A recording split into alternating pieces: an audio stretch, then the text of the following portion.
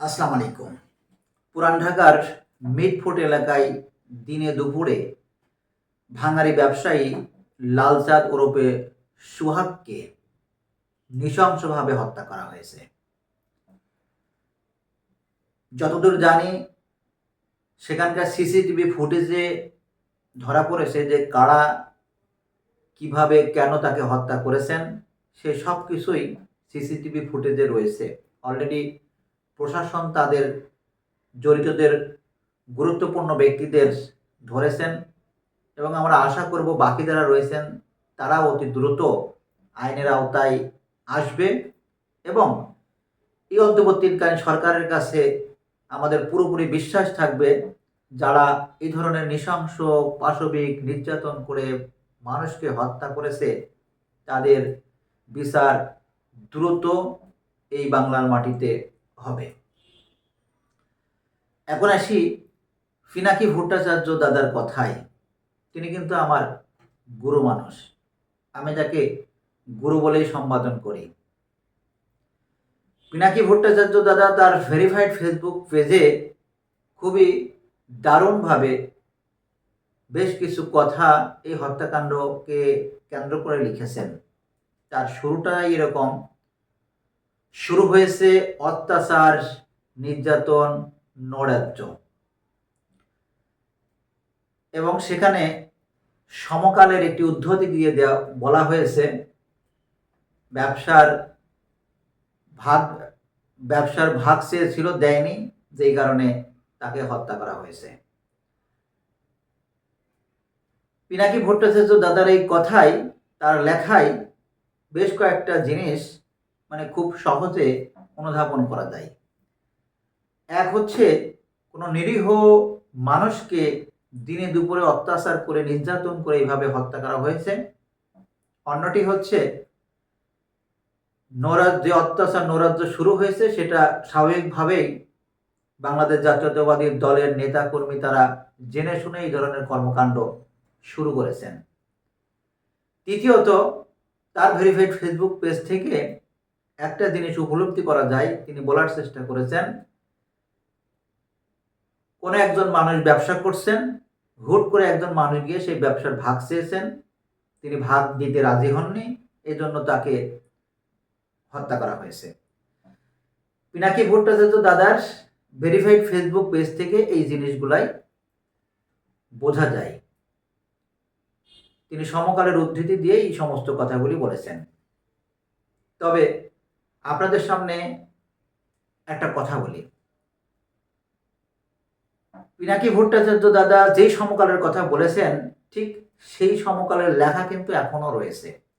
আপনি সেখানে গিয়ে তার বিস্তারিত দেখতে পাবেন, তাহলে বুঝবেন পিনাকি ভট্টাচার্য দাদা যেটা বলার চেষ্টা করেছেন, অর্থাৎ বিএনপিকে এক হাত ঢোকানোর যে চেষ্টাটা উনি করেছেন সেইটা আসলে কতটা যুক্তিযুক্ত, এবং তিনি যেটা বর্ণনা করেছেন বা চৌম্বক যে অংশটুকু তিনি যেভাবে নিয়ে এসে এখানে আপলোড করেছেন সেটারই বা কতটা যুক্তিযুক্ত। চলুন আমরা সমকালে ফিরে যাই। সমকালের লাস্টের যে অংশটুকু সেখানে রয়েছে ব্যবসাকে নিয়ন্ত্রণ নেওয়ার জন্যই এই গোলযোগ, এই হত্যাকাণ্ড। ব্যবসাকে নিয়ন্ত্রণ বলতে কি, লালচাঁদ ওরফে সোহাগ তিনি আগে অন্যের দোকানে এই ভাঙারি দিয়ে ব্যবসা করতেন, কিন্তু তিনি বর্তমানে নিজেই এই ভাঙারির ব্যবসা শুরু করেছেন, এটা নিজের প্রতিষ্ঠান দিয়েছেন। তিনি তামা অ্যালুমিনিয়ামের ব্যবসা করেন। ব্যবসা বর্তমানে তার খুবই সচ্ছল। এই ব্যবসাকে নিয়ন্ত্রণ নেওয়াকে কেন্দ্র করেই এই হত্যাকাণ্ড। এই সমকালের আর একটু উপরে গিয়ে যদি আপনি দেখেন তাহলে দেখবেন তার পারিবারিক সূত্র ধরেই তার পরিবার বলছে এই লালচাঁদ ওরফে সোহাগের সাথে যারা এই হত্যাকাণ্ডটি ঘটিয়েছে অর্থাৎ মহিন এবং অন্যান্য ব্যক্তিরা, তারা তার বন্ধু এবং তারা একসাথে চলাফেরা করেন। তারও আর একটু উপরে গিয়ে যদি আপনি দেখেন সমকাল পত্রিকায়, তাহলে দেখতে পাবেন যে একজন বলছে সুন্দরভাবে যে যারা হত্যাকাণ্ডটি ঘটিয়েছেন তারা তার পরিবারের সাথেই আসা যাওয়া করতেন, মেলামেশা করতেন, খাওয়া দাওয়া করতেন, অর্থাৎ এই লালচাঁদ ওরফে সোহাগের সাথে তাদের বন্ধুত্ব সম্পর্ক।